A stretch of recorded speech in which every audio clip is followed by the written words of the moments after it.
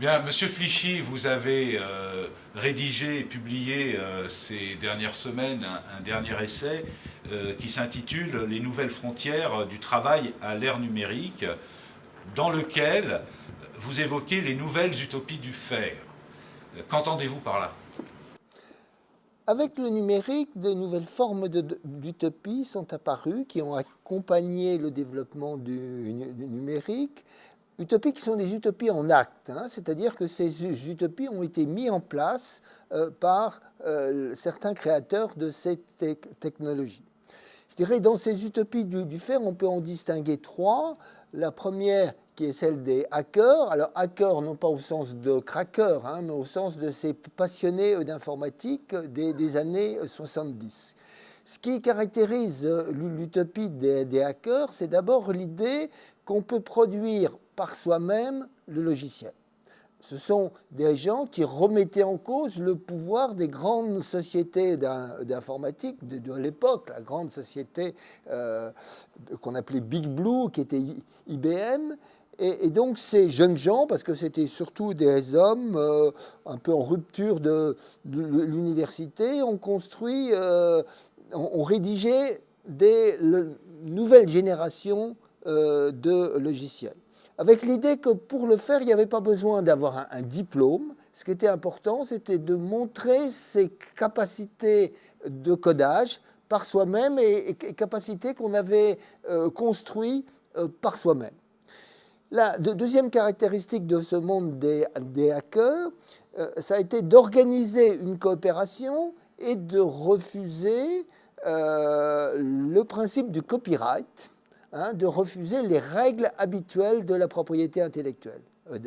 Mais il y a toujours un risque quand les choses ne sont pas protégées, c'est qu'on puisse être pillé.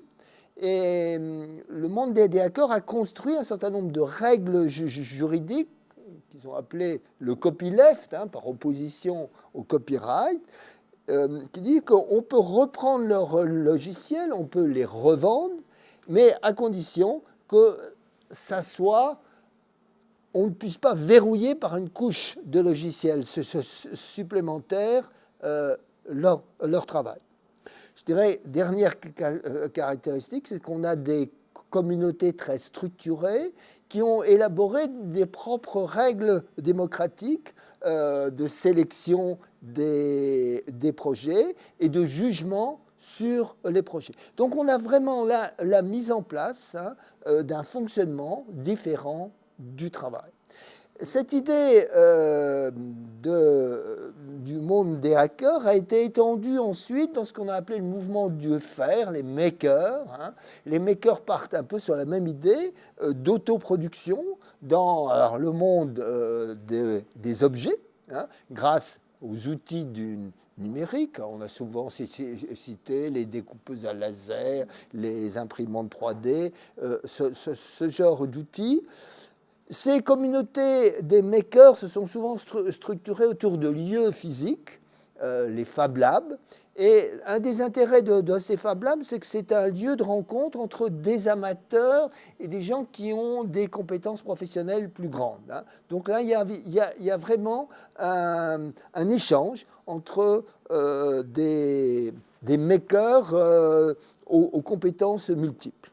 Et puis, il y a une... Alors, ce qui caractérise ces deux communautés, celle des hackers ou celle des makers, ce sont quand même plutôt des communautés issues de la classe moyenne.